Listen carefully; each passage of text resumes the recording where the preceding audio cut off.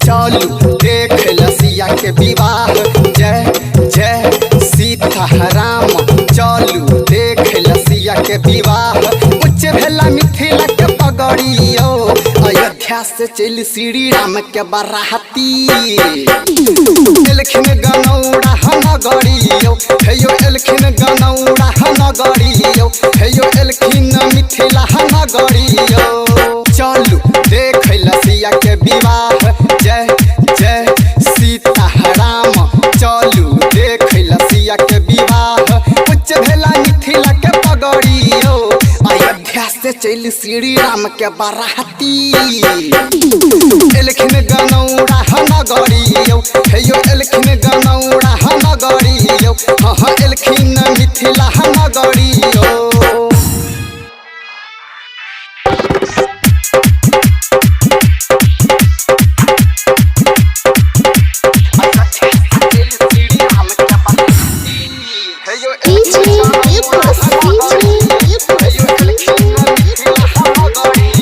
मैथिल के बहिन असिया छथिन अपाहुन छठ श्री राम यो। हुनकर पैर पत्थर में लागल बन गेला इंसानिय हुसैनिय। जय जय सीताराम। मैथिल के बहिन असिया छथिन अपाहुन छठ श्री राम यो। हुनकर पैर पत्थर में लागल बन गेला इंसानिय हुसैनिय। दर्शन खातिर सहब बेकल जय जय सीताराम। दर्शन खातिर सहब बेकल जहिना रहे सबड़ियो। अयोध्या से चल श्री राम के बराती एलखिन गनौड़ा नगरियो। हेयो एलखिन गनौड़ा नगरियो। हेयो एलखिन मिथिला नगरियो।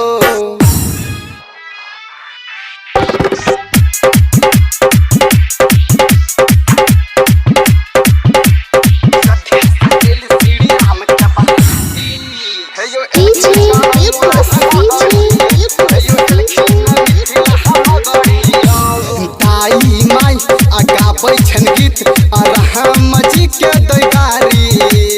गाड़ी तक पाहुन से मांगहि छन सुपारी यो पारी।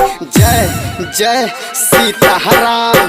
ताई माई गाबै छन गीत राम जी के दैगारी। गाड़ी तक पाहुन से मांगहि छन सुपारी यो पारी। बेदी बड़ी करम खातिर जय जय सीताराम। बेदी बड़ी करम खातिर लक एला अहम लकड़ियो। अयोध्या से चल श्री राम के बराती एलखिन गनौड़ा नगरियो। हेयो एलखिन मिथिला नगरियो। हाँ एलखिन गनौड़ा नगरियो।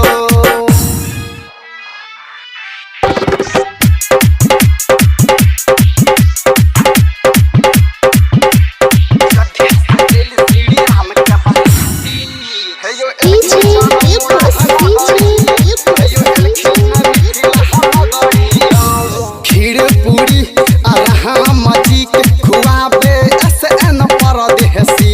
सखी बहिन चारू भाई से करे मजाक चल बेसी बेसी।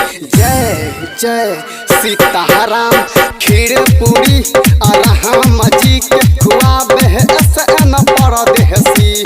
चारू भाई से सखी बहिन करे मजाक चल बेसी बेसी। भाई गेल सिंदूर दान जय जय सीताराम। भाई गेल सिंदूर दान छूट गेला जनक जी के अंगुरियो। अयोध्या से चल श्री राम के बराती एलखिन गनौड़ा नगरियो। हेयो एलखिन गनौड़ा नगरियो। हेयो एलखिन मिथिला नगरियो।